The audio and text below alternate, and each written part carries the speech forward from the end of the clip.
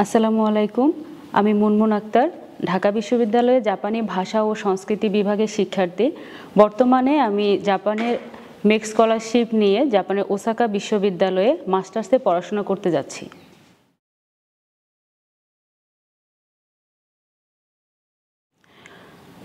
আমি 2018 সালে ঢাকা বিশ্ববিদ্যালয়ে ভর্তি পরীক্ষায় উত্তীর্ণ হয়ে জাপানি ভাষা ও সংস্কৃতি বিভাগে ভর্তি হয়েছিলাম। তো সেখান থেকেই আসলে আমার জাপানি ভাষা শেখা শুরু, এবং ছোটবেলা থেকেই আসলে আমার জাপানিজ ল্যাঙ্গুয়েজের প্রতি অনেক আগ্রহ ছিল, যেহেতু আমি ছোটবেলা থেকে অনেক জাপানিজ কার্টুন দেখতাম। সেই জায়গা থেকে ভাষাগত দক্ষতাকে ডেভেলপ করার জন্য প্রথমত আমি আমার টিচারদের কাছ থেকে অনেক কিছু শিখতে পেরেছি। তারা আমাকে জাপানি ভাষা শেখার জন্য হেল্প করেছে। তারপরে আমি অনলাইন বলতে আমি ইউটিউব থেকে বিভিন্ন ভিডিও দেখেছি আমার স্পিকিং এবং লিসেনিংয়ের দক্ষতাটা বাড়ানোর জন্য। তাছাড়া ভোকাবুলারি শেখার জন্য তাকুপোতো নামক একটা অনলাইন অ্যাপ আছে, সেই অ্যাপটা আমি ব্যবহার করেছিলাম।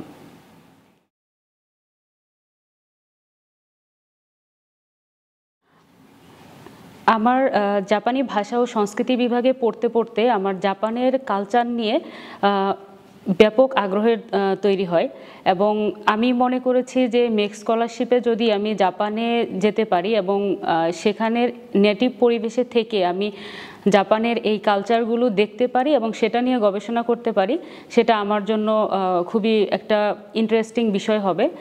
সেইখান থেকেই আসলে আমার মেক স্কলারশিপে জাপান যাওয়ার আগ্রহটা তৈরি হয়, এবং এজন্যই আমি মেক স্কলারশিপের জন্য অ্যাপ্লাই করেছিলাম।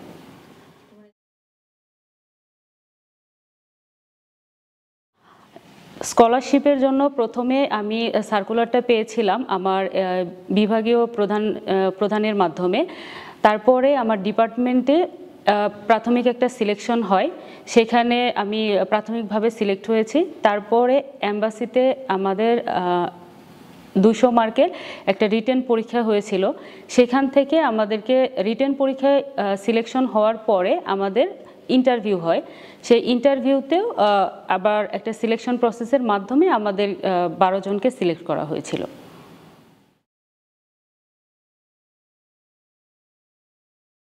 মেক স্কলারশিপের জন্য যখন ইন্টারভিউয়ে আমি উত্তীর্ণ হয়েছি, তখন আমি আমার রিসার্চের ইন্টারেস্ট নিয়ে জাপানের বিভিন্ন বিশ্ববিদ্যালয়ে সুপারভাইজারদের প্রোফাইলগুলো একটু ইন্টারনেটে অনলাইনে সার্চ করেছি। তো অনলাইনে সার্চ করার পরে যখন আমি দেখেছি যে সুপারভাইজারদের রিসার্চ ইন্টারেস্টের সাথে আমার রিসার্চের বিষয়টা অনেকটা মিলে যায়, তখন আমি তাদেরকে মেইল করেছি এবং তারা আমার মেইলে রিপ্লাই দিয়েছে। তারপরে তারা একটা ইন্টারভিউয়ের মাধ্যমে আমাকে তারা সুপারভাইজ করার জন্য রাজি হয়েছে।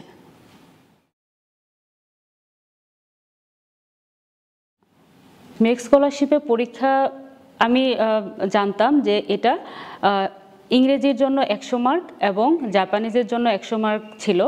যে আমি আসলে দুইটা ল্যাঙ্গুয়েজেরই বেসিক বিষয়গুলো আমি পড়েছি, এবং আগের বছরের যে নেক্সটের প্রশ্নগুলো আছে সেগুলো কেমন হতে পারে এই ধারণা নেওয়ার জন্য সেগুলো দেখেও আমি কিছু হেল্প নিয়ে পরবর্তীতে প্রিপারেশন নিয়েছিলাম।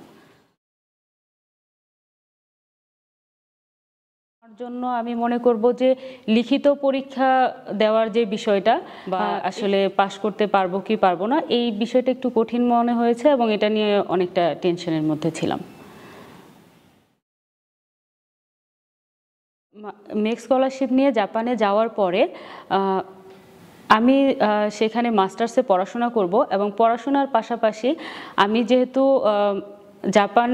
বাংলাদেশি ওয়ার্কার্সদের জাপানি সমাজে বসবাস করতে হলে কী ধরনের চ্যালেঞ্জগুলো হয় সেই বিষয়ে রিসার্চ করতে চাচ্ছি।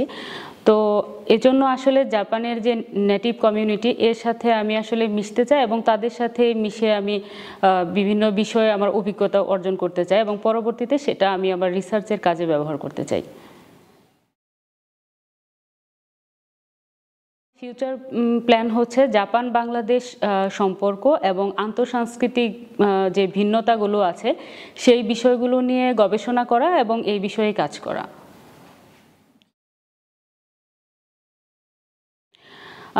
যারা মেক স্কলারশিপের জন্য অ্যাপ্লাই করতে চায় পরবর্তী বছর, তাদের জন্য আমার সাজেশন হবে যে তারা যেন বিগত বছরগুলোতে মেক্সটের প্রশ্নগুলো কীরকম হয়েছে সেই প্রশ্নগুলো দেখে। তারপরে হচ্ছে যে এম্বাসির ওয়েব পেজে নিয়মিত তারা খোঁজ রাখে যে কখন এই স্কলারশিপের সার্কুলারটা দেওয়া হচ্ছে, এবং যদি সম্ভব হয় তাহলে মিক্সড স্কলারশিপ পেয়ে যারা জাপানে গিয়েছে তাদের সাথে যদি যোগাযোগ রাখা যায় এবং এই প্রসেসটা সম্পর্কে জানা যায় এবং কি কি প্রয়োজন সেই বিষয়গুলো জানা যায়, তাহলে তাদের জন্য খুবই ভালো হবে বলে আমি মনে করি। ধন্যবাদ।